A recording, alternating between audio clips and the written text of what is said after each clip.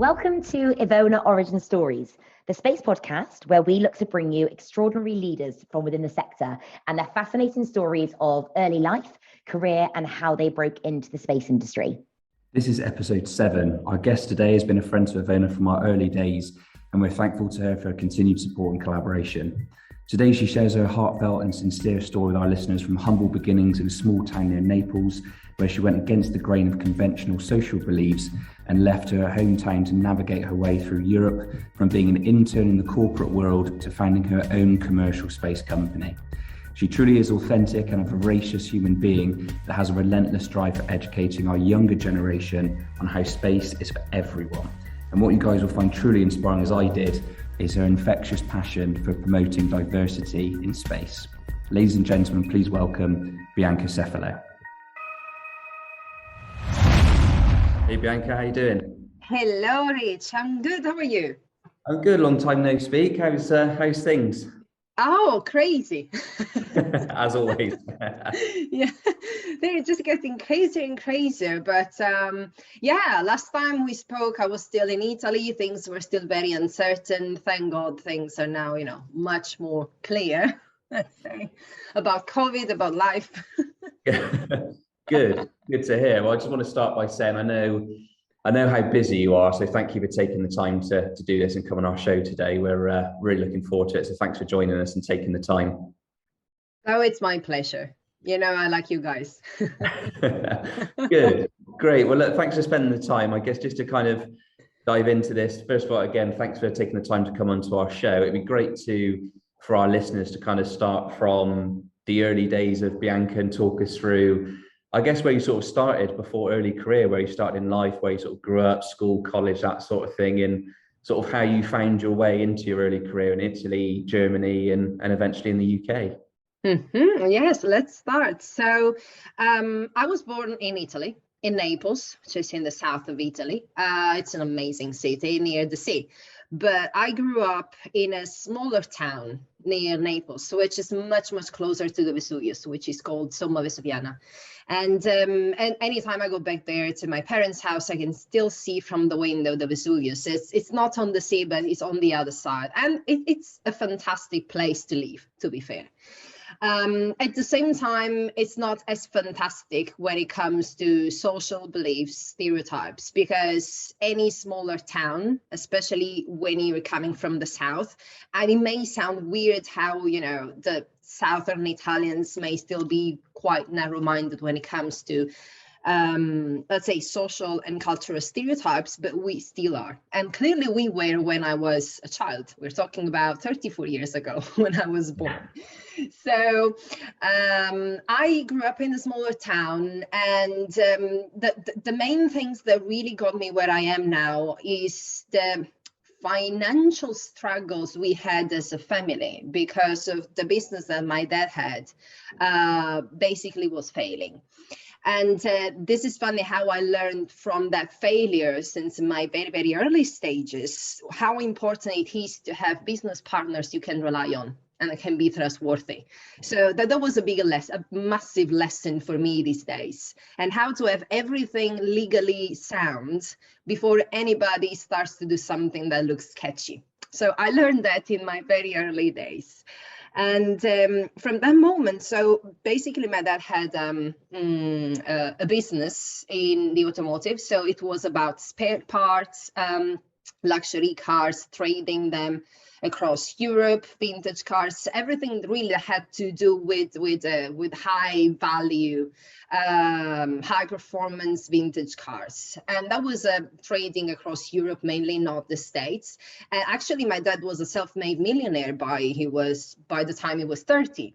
But things started to go very wrong when I was born. And so basically I was affected as a person, as a child, and then now as a professional in what I decided to do from that failure.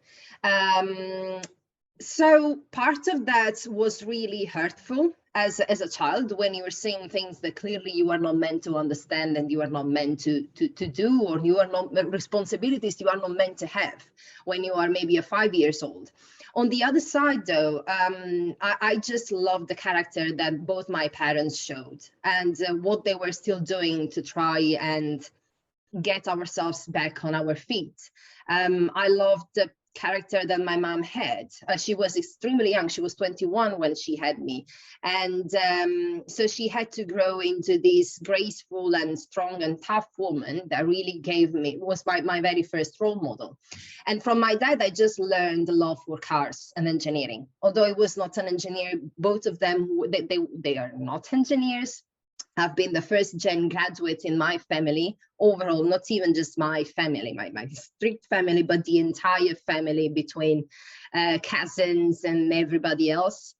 And for me, that it all started from a passion for cars, automotive. I was still spending time in the garage with my dad, seeing how he was disassembling cars and how he knew everything, every single piece about a Ferrari, about a Maserati, about everything. And I just loved how everything worked together. I didn't like the car. I didn't like to see the car when it was assembled. I liked to see the car as it was from the inside, because I needed to understand how things work together. And I think that was really the spark I started having towards how things work, towards physics, mathematics. And I was always, because of all the responsibilities, let's say, I had to face in my life, which were bigger than what I was meant to have. I always tried to have an escape from bullies and things that people obviously would tell me, because I wasn't clearly financially wealthy. I was also kind of very geeky, you know, the usual geek. I was overweight. I had my big glasses. I had braces on my feet, all that sort. So I was the usual target of all the bullies when I was a child. I didn't have anything that those children had, but I knew I was smart. And I knew where I was going. I knew what I liked. So my escape, I was escaping into studying and learning things more than the usual average of kids would do there. I was studying astronomy. I was interested in anything that was otherworldly, let's say, probably because I was bored about the usual things that I would see at school. Because, you know, I had seen already enough, so I needed to see more. And this is where it all started. So especially because both my parents, you know, everything that I had to face in their life, from the financial losses of a business, craziness from the family, stereotypes, bullying coming from any parts of the family as well, and outside the family, towards me, towards the family. They always told me, we haven't managed, we couldn't do what we wanted to do. My mom always told me I couldn't go to uni or even to continue to school because my grandparents didn't want to. And I will never allow this to happen to you. Whoever you want to be, whatever you want to do, for us, you are not just the first daughter. It's like you're genderless. For us, gender doesn't mean anything. If you want to be the president of the United States, you become the president of the United States. If you don't want to do anything of that, if you just want to become a boxer, you do a boxer. You do boxing classes. So yeah, this is where I started then watching Formula One on a regular basis on Sundays. That was my ritual with my family, that safe ritual I had with them. And this is where I got so much interested in aerodynamics for some reason, because when I would look at documentaries about how they would simulate the high performance cars in both from an analysis point of view or in the wind tunnels, you would see colors, you would see how the flow around ourselves or the cars or everything was colorful, was beautiful, was impactful. And because my mom was a makeup artist, that was the artistic side of me. She loved painting, she loved colors, she loved creating stuff out of nothing, she loved art. This is where I got my artistic side from her. And then when I saw aerodynamic simulations, I was like, wow, this is the crossover between the beauty of a painting, because it's super colorful, and the magic of the engineering. So I started saying this out loud at home, and my dad was like, why don't you then become a racetrack engineer? And I was, oh, a racetrack engineer, Formula One. I was, never thought about it. Then, let's see what am I supposed to study to become a racetrack engineer and an aerodynamics expert. So I went literally on the internet. I Googled up, how do you study aerodynamics? And that was aerospace engineering. That was basically the branch of engineering where I could study aerodynamics, high performance cars, fluid dynamics, and all sorts. So I said, oh, well, looks like I will become an aerospace engineer. And it started when I was a kid. I was a teenager again. For me, the whole mathematics, physics, everything was a way for me to really get into a higher level of consciousness, if you may, because I couldn't face, I didn't want to face on a daily basis probably what was happening in my life. So that escapism helped me get in touch more with that part of my life and the brain that were focused on the physics, the mathematics, the beauty of how everything comes together, numbers, geometry. So I said at home, I'm going to become an aerospace engineer. And everybody was like, we have no idea what aerospace engineering is, but if that's what you want to do, you do it. So I enrolled myself at the university in Naples, the Federico II, and I started my aerospace engineering studies. Clearly against many, let's say, popular opinions from my ex-boyfriend to, the usual neighbors that come around and are like, oh, your parents are not engineers. You know that you need to know somebody in the industry to start doing that. You don't know English. Here in Italy, aerospace engineering is not that great. You will have to move away. And I was thinking, yeah, moving away is exactly the reason why I'm doing this. But yeah. I was really telling that. So you go against all of that. And but I didn't care. I blindly believed that that was what I was meant to do for some reason. Like you have a calling, and I was called into aerospace engineering for some reason, which I'm trying to figure it out now. And this is where I started. And then throughout my studies, I met amazing people, amazing new friends, amazing mentors, professors. And again, I was so much into fluid dynamics and aerodynamics for high performance cars, because that was really my obsession. I wanted to work on Formula One, and mostly I wanted to work for Ferrari. That was my thing. I moved on when I was closing my bachelor degree. I was writing my dissertation on a high performance disc brakes for a Ferrari Formula One and any other high performance cars. So that was an experimental a dissertation that was done in the lab, doing loads of simulations, cross correlation in the wind tunnels, so on and so forth.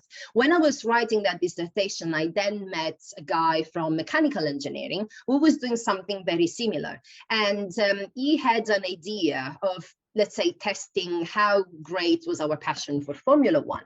So basically, the Formula student teams, they exist pretty much everywhere in the world, from the States to every different country in Europe. They didn't exist, and also in different cities in the same country. There were many Formula student teams in Italy. None of them existed in Naples. So with this guy, we said, okay, why don't we create our own Formula One student team? And we did it. That was in 2000 and was it before 2008? I remember around 2008 and 2010. Yeah. Overall that period, we created the Formula One, the Formula One student team. It was the first one. It's still going now in Naples. And we went to the racetrack. We participated to the race. We won the third place award.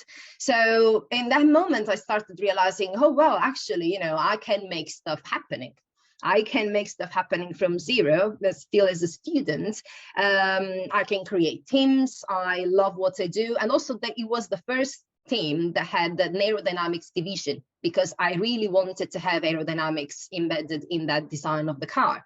And after the team we had with the first aerodynamics division, all the other teams in Italy started to have aerodynamics on their cars.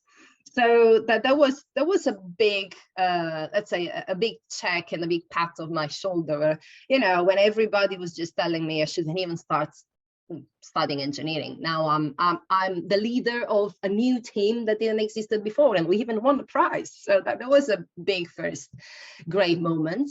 And after that, I moved on to master degrees of aerospace and astronautics engineering, and I've just started realizing that studying more into the niche of fluid dynamics and aerodynamics, there was a branch of aerodynamics that's called hypersonic aerodynamics.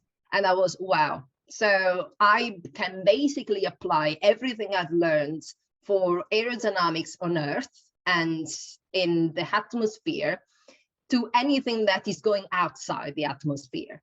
And I was, okay, I'm just going to work on space capsules and spacecraft then. And this is where it clicked. And this is where I was, okay, I'm not meant to work on Earth. I'm meant to work for something that is crossing the stratosphere. And this is where I realized, fine, I want to work for space. Now I work in the space industry, and I started pestering everyone at uni because, again, it was very, very niche. We were just 10 people at that class. I remember during that time, it was 2010. And so again, then you get advices from people. Oh, it's too niche. Oh, it's so very competitive because it's so niche. There are not so many jobs out there, blah, blah, blah. And I was, fine, everything I like apparently is very niche and is very competitive. I'm just going to keep going. And yeah, this is where I started, basically. And then because I was so annoying to people and my favorite professors, I wanted to move away from Italy for multiple reasons, but also because I thought that moving away from your own home country and learning a new language can just happen if you actually leave. And if you just integrate into new culture and see the beauty of anything else that you didn't know before. So I was just checking in with my professors day in, day out, saying, is there a placement? Is there something, you know, I want to do this and I don't want to do it in Italy. I just want to leave and want to see something else.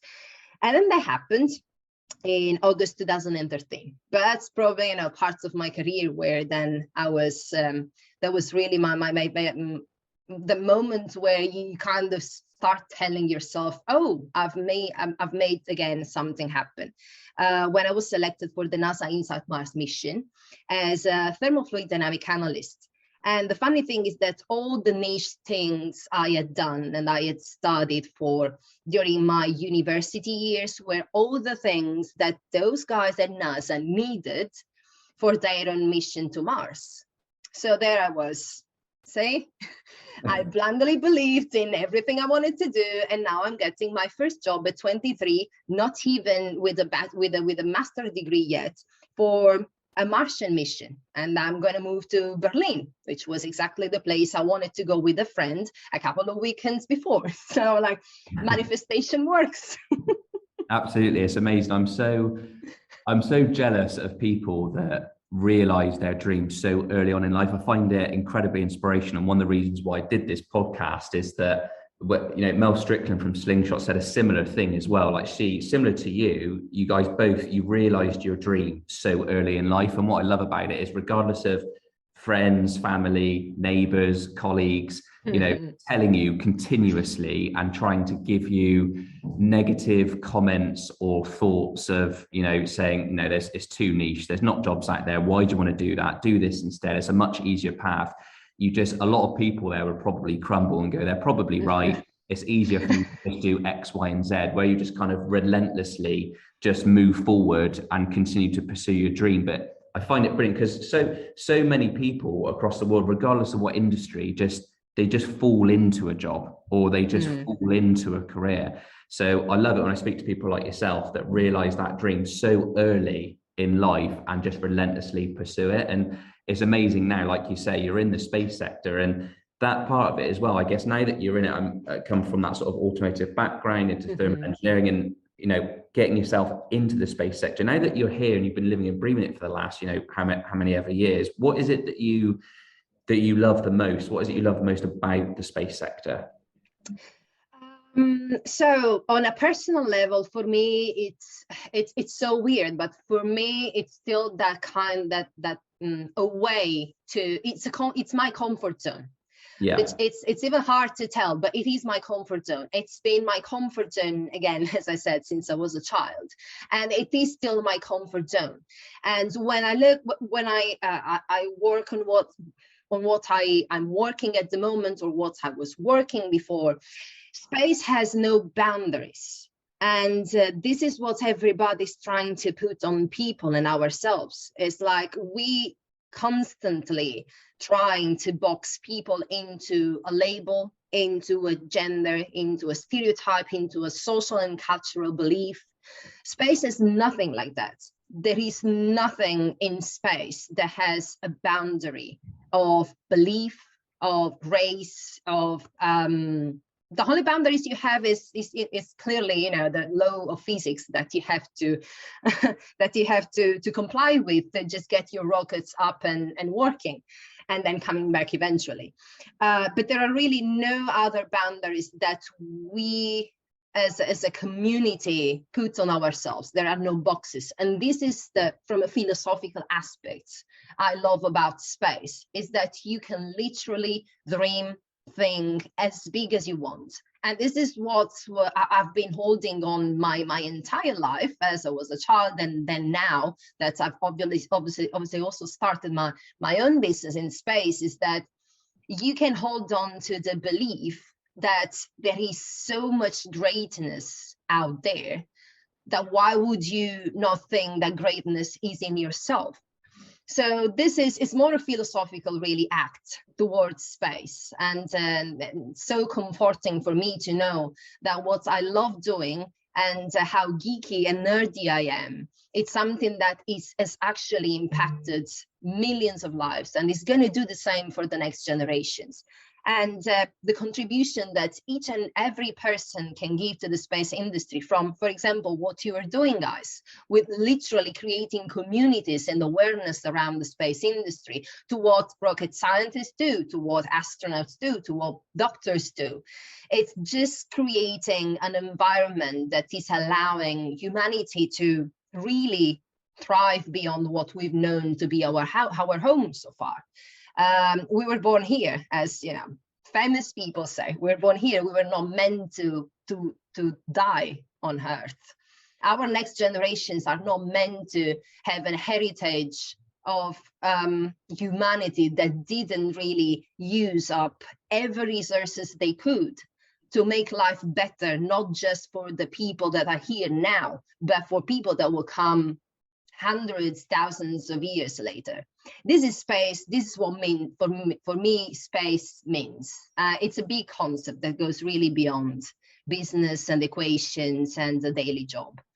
Yeah, absolutely. And I think with the generational piece that you mentioned there, I completely agree. And that is the sort of the next thing links into what I want to talk about. As you know, EVONA and yourselves share a kind of similar passion for demystifying the industry and making space accessible for everyone, regardless of their background, their educational background, whatever it is, to, show them that space is for everyone. And we'd love to know sort of what drives your passion in STEM. Some of the things you've mentioned already, but obviously you do countless stuff for STEM, diversity in space, which is great. We collaborated on something a couple of years ago with STEM. So where does that passion and that drive sort of come from, and why is that so important to you?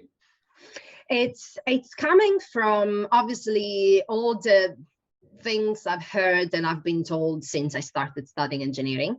It's coming obviously from the fact that I am one person coming from a very small town from the south of Italy with absolutely no understanding whatsoever of what is even to get an aerospace engineering degree, to what I've done so far. So the motivation is, if I made it happen to the degree I made it happen, obviously everyone gets, as there is a different extent of success and achievements to everybody. But from my own perspective, coming from where I've come from zero financial stability, nearly being homeless, enforcement agents coming to my house day in and day out because we had to leave, to literally starting a business in the space industry. Well, if I'm here today, many other people that thought that was clearly not a path for them, they can do it. And then there is obviously the social aspects of being, again, still a minority in the industry. When I moved to London, I moved from Berlin. After 5 years, I worked with in collaboration with the German Space Center and ESA, and then NASA, obviously, for the Martian missions. I moved to London and started a corporate job at Airbus Defence and Space. And you know, because we met when I was still working for Airbus. And there I literally realized I was the only woman, not British, under 30, in a boardroom amongst, I don't know how many dozens of the usual white male average over 50.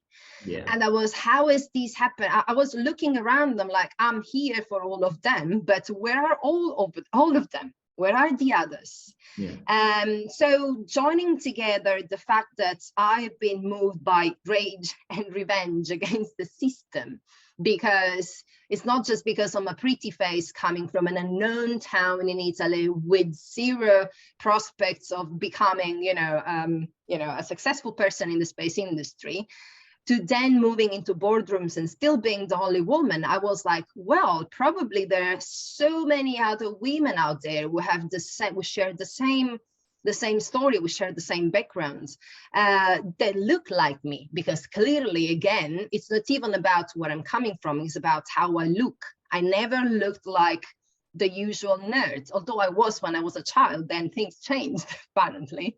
Yeah. And how do I make this accessible to people that want to understand how great is what they can do for the space industry if they want to? And they clearly don't look like the usual Albert Einstein or a Steve Jobs out there, or a Richard Branson, and you name them.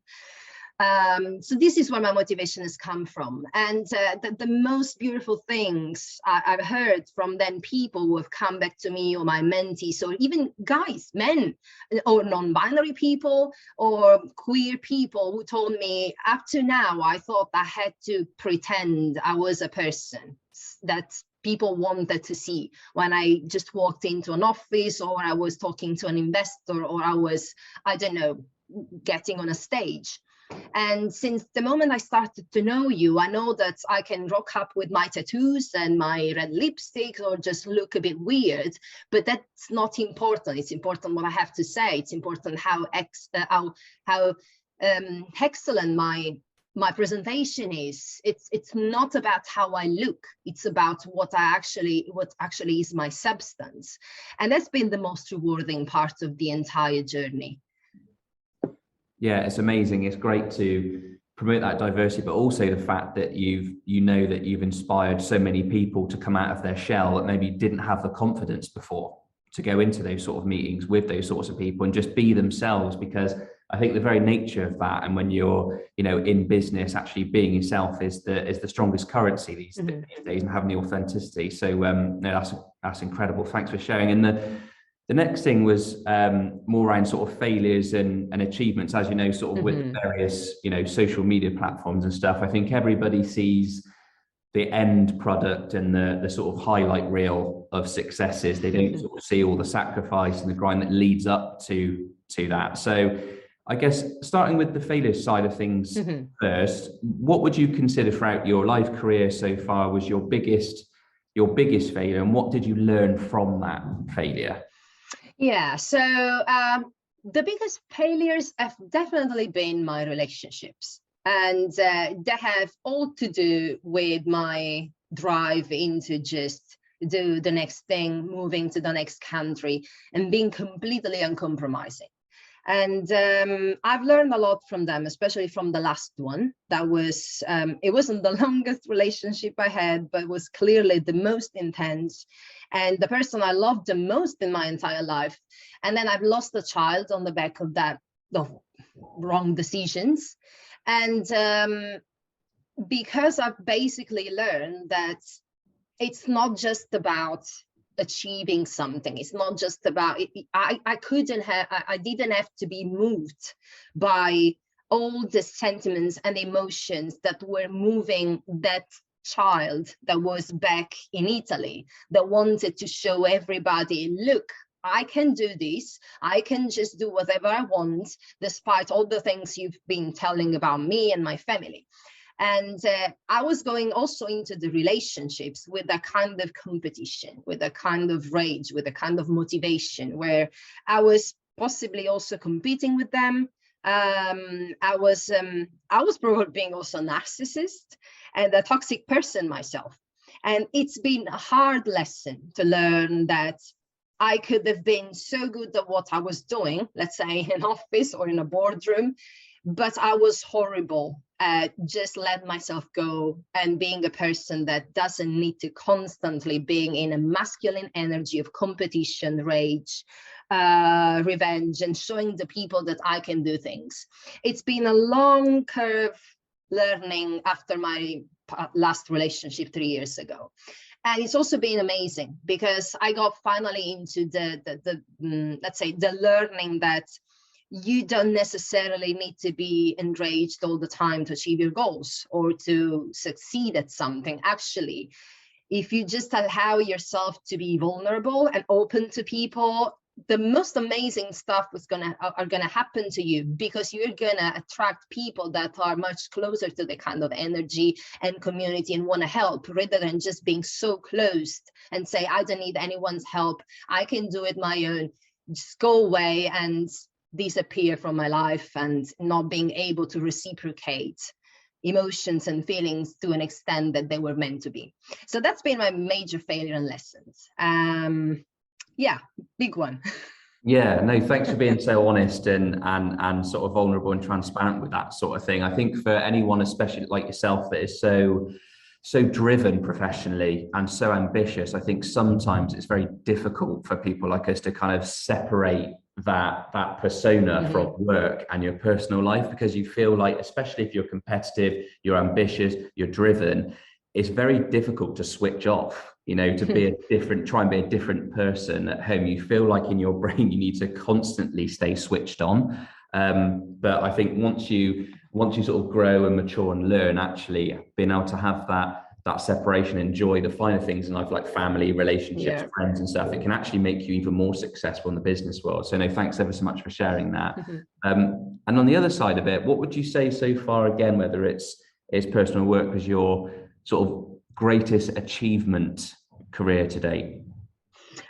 So I think clearly that hasn't come yet, but and I think the greatest achievements, again, going back to the relationship side of things, is that finally, from the past 2 years or 3 years, actually, when the pandemic happened, I'm working on things that are just sparking, you know, I have a sparkle in my eyes anytime I wake up in the morning. I don't dread going to the office. I work with people now, besides even Space Dots and my own business partners and the team we are growing, which is just being fantastic. People just being inspired by what we say and want to work for us, even for free, which is crazy, because obviously we can't pay much at the moment. But also with the work I'm doing with Carbice Corporation in the States, they've come into my life 2 years ago during the pandemic. And the greatest achievement is really to be working with people that inspire you and push you to be the best version of yourself on a daily basis. And they do it just not because it's important for their business, obviously it is, but also because they really want to contribute to the growth of a person. And this is where, again, going back to the major failures and the lessons of the relationship, is where I started shifting onto a more, you know, human lifestyle, more sharing my voice, standing up for the things I believed were right to say and right to do, is when all these things started to happen in my life. And this is really a great achievement. Everybody thinks that a great achievement is, you know, when you got that promotion and you are working overworked and underpaid, to be fair, in most of the companies. For me, it's not about the title that you have on your LinkedIn or on your business card. Is about how much you enjoy the journey and the people that are with you. And this is where I am today. And I hope that's going to continue in the future.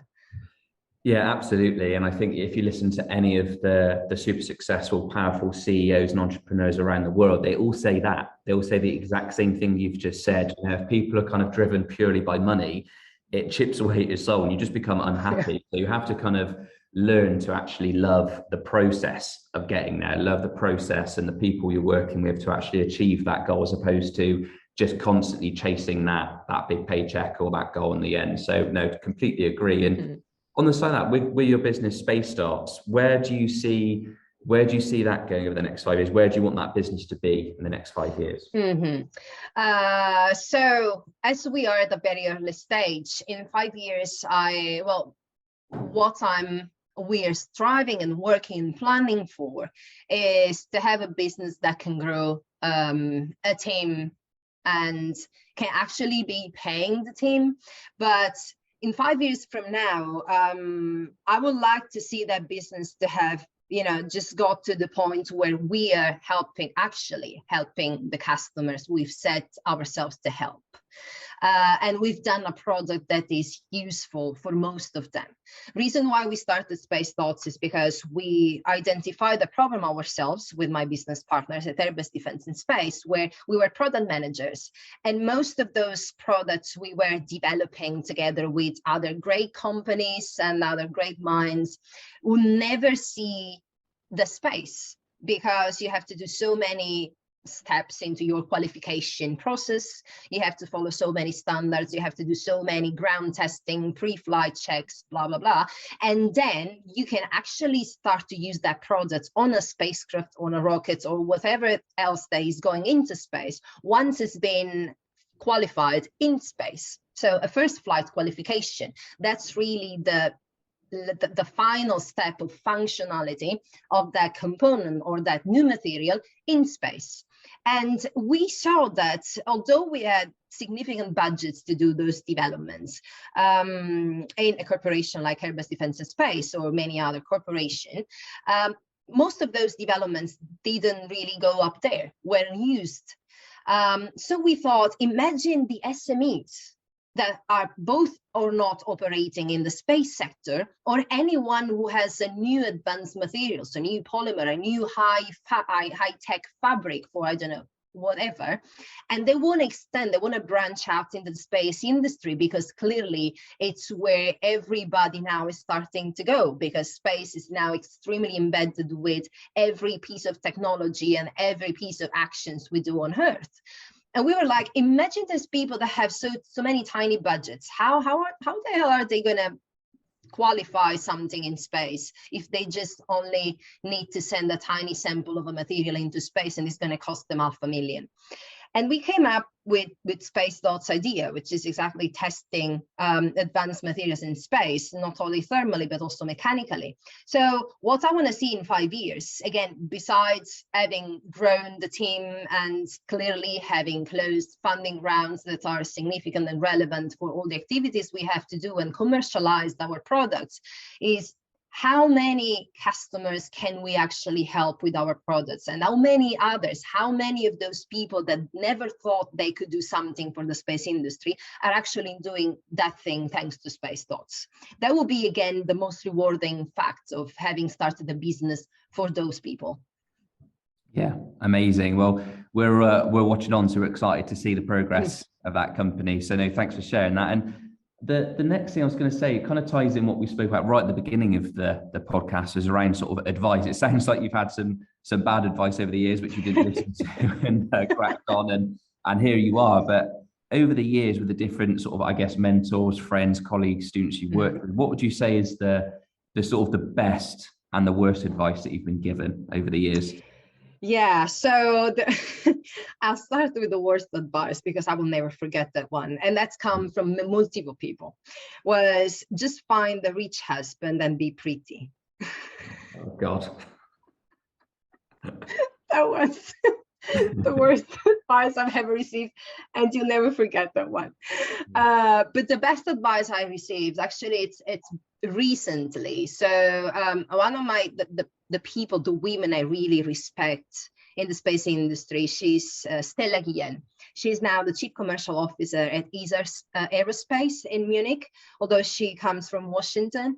And she's been my mentor together with many others over the past years. And she was one of the first ones I told about the Space Dots idea and the whole branding, the whole things about the business. And she told me, first of all, start soon, because the name is super cool and you have to trademark that name, which is something we've done. Yeah. And the second one was broader. And she said, if you don't believe yourself insanely in what you are doing, nobody will believe you. So she said, if you believe this is something that you have to do and it's the right time to do it, and this is what you are meant to do, believe into that until everybody else will believe it. And that's the best advice I've been given so far, and that I will give to anybody, because it's really true.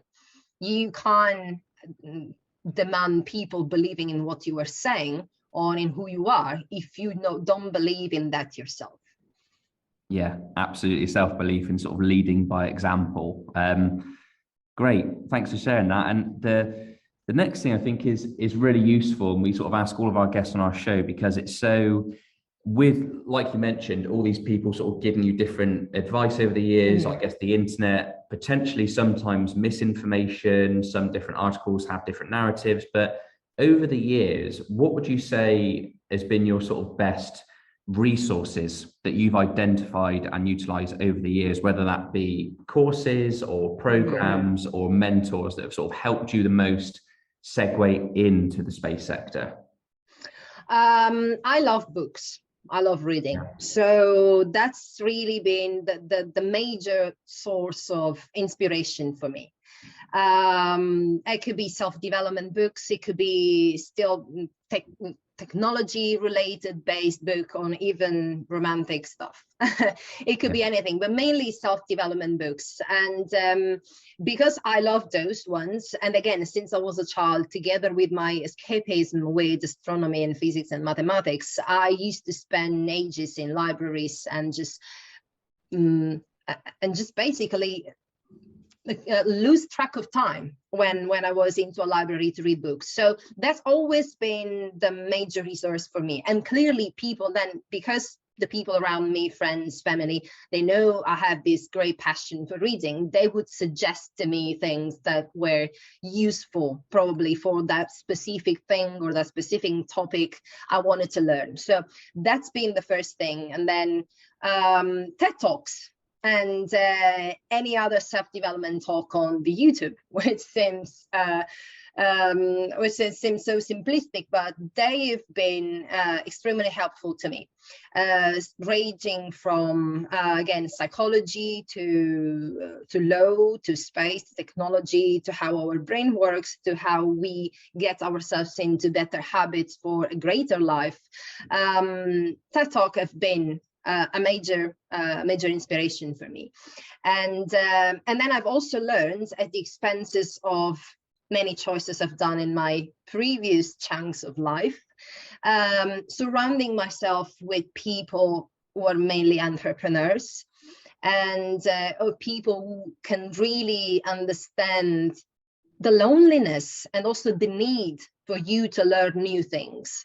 So those people are really my rocks and my strength. And we do share on a daily basis, weekly basis. There aren't many of those people, clearly, because you can't really keep relationship with so many people on a daily basis. But we do share lots of tips on journaling, on meditation, on going to the gym such and such day of the week. So I started creating around me a community of people that we could, let's say, help each other with multiple tips. And again, it may seem a very lonely road, because clearly the more you need to do, the more you want to grow yourself into a better person, the more you have to decide of having similar or better people around you. And that's also another tip I would basically give in terms of self-development. Just being around people who can inspire you and have definitely done way more than you've done. And you can just sit back, listen and learn. Yeah, I couldn't agree more. That whole reference of building that sort of support bubble, that community of people, I think is so, it sounds so simple, but I think it's so incredibly undervalued, especially by the younger generation. I was the same as well. You know, when you're growing up, I think, you know, the younger generation probably worry too much about having this big network of friends, but actually how much value are they bringing to your life, and actually having that community of people, like you mentioned, that have, you know, they're like-minded, have a similar ambitions to you. They sort of understand it. They push you to be better. But having that community of people and that supportive bubble, I think, is incredibly important. I just think it's something, unfortunately, that most people probably don't realize until later on in life. And they start to explore sort of business, and, you know, get stressed, and all the wonderful things that comes with business life. And then they realize it. And it's like you say, it's kind of your circle gets smaller as you get older, I think, as you get more experienced in life. But it's so true. There's a famous saying, show me your friends, I'll show you your future. And I think, I know, I completely agree. And I think it's something that, like you say, it's so simple when you say it out loud, but I think something that's probably undervalued. So I definitely share the same. Yeah, I guess it's also not even a bit about being undervalued. It is difficult because you also have to basically kiss goodbye to parts of yourself that was with, you know, friends and people and partying and whatever, you know, anything that people do and when they're young, in their 20s or when they are teens. And it's really having that courage to say, I want to receive quality advice and quality time from people I respect, and I want to do the same for them. And quality doesn't come in big numbers. So you have to just let go on many things and many people and many aspects of your life you thought were part of you, and just move on. That's probably the most difficult part. It's like, who is this person I'm blooming into? I don't know her, and she's very lonely, and she's still trying to understand who are the best people in her life, but she's doing it. So it's difficult. It's a loneliness of it. It's letting go of those things that were your comfort zone. Literally, it sounds cliche, but it is. On a daily basis, I have to make decisions on who I'm talking to. It's just very hard.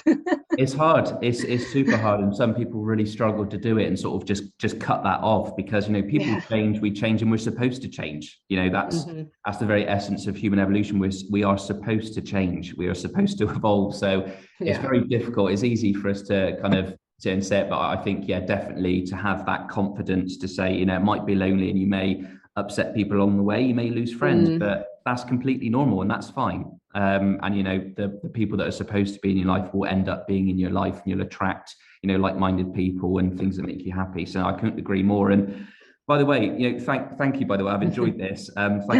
Me too. It's been brilliant. I could talk to you all day. I think our final question, so we like to close out the show to all of our guests, is, and this kind of brings the whole thing together around the whole purpose of this podcast, is to make, you know, this sector space accessible for everybody, and that sort of advice and everything. And you've given so much amazing advice already, but just finally, for anybody that is looking to enter into the space sector in 2022 or beyond, whether that's someone who is an engineer or in business development or whatever it is, someone that has that passion, that interest, that really wants to get into the space sector, but they just don't know where to start, they think it's beyond their reach, what advice would you give to those people? First of all, is there couldn't be a better time for anybody to join the space industry. Just because now space is not anymore about these huge corporations where clearly you need to have a certain, you know, CV, and you have to have done a certain journey in your academic career to just you know, to pass all those tests and being accepted. Oh, I'm a new employee of this huge company. There are so many new space startups, SMEs, where you need everyone, from literally somebody who is a front-end developer that needs to create a website, to a peer agent, to a marketing professional, to a social media advisor, to anybody. So if you love what you do, whatever it is that you are doing as a social media manager, you love writing, so you maybe want to write for, you want to be a broadcaster, or you want to write news, or you want to be a journalist, or you are a let's say a science communicator, and you want to just tell the stories about space, or you are an engineer, or you are a business person who's just finished an MBA and wants to join a new board for a new space startups. There is so much to do. Just to give you an idea of, starting again the business from scratch. I'm in the moment where everybody, like, we're getting people out of randomly talking to a bunch of friends over dinner or what we are doing, and the people that want to join us and want to help us with the mission of Space Dots, where we actually have to fill gaps, because clearly we are mainly engineers. So we need to fill gaps into many things, into, business, finances, and any other sorts of other things that we can't do all. And being an accountant, for example, when I spoke to my accountant at the beginning for the other business I have as consultants, he said, "Oh, I've never worked for a space company. Well, I'd love to join." So it's really just knowing what you like and look out for all those opportunities, because any space company, from the smaller to the bigger one, even corporation now at the moment have different divisions for communication, PR, and all sorts. Do not think that just because you've studied marketing, you will never make it into space. Actually, space needs a lot of good marketing. Every business needs a lot of good marketing, needs a lot of good news, very, on point news, not fake news. So it's just the best time to get involved with the space industry. Go on LinkedIn, go on the social media, find the people that you like, what they are doing, find the CEOs of companies that you love, send them a message. You'll be surprised about how many of those huge CEOs can actually answer back and give you an advice. You'll be surprised. Yeah, absolutely. I couldn't agree more. And it's, as the space market is growing, especially commercial space the last few years, I mean, it was incredible to hear back in, you were talking about this back in like 2010, where people were advising you, it's too niche, don't go into it. I mean, back in 2010, barely anyone was talking about it. Commercial space really has only become a hot topic the last sort of 4 or 5 years. So yeah, I think the fact of just going for and actually understanding and just accepting the fact that, you don't have to be an engineer. You don't need to be this. You don't need to be that. And like you say, there's so many opportunities now, countless opportunities, whether it's commercial, accountancy, marketing, like you mentioned, in these space companies. So no, I couldn't agree more. Excellent. Well, look, thanks ever so much for joining us today. Really, really appreciate it. It's been brilliant. I feel like I could talk to you all day, but I want to be respectful of your time. But it's been amazing. Can go on forever. Great. Thanks ever so much for joining us today. I really, really appreciate it. Thanks to you, Rich, and everything you were doing, guys, for the space industry. It's great. It's really great. We really, really appreciate it. Thank you. Bye-bye. Thanks, Bianca. Cheers. Bye. Bye. Thanks.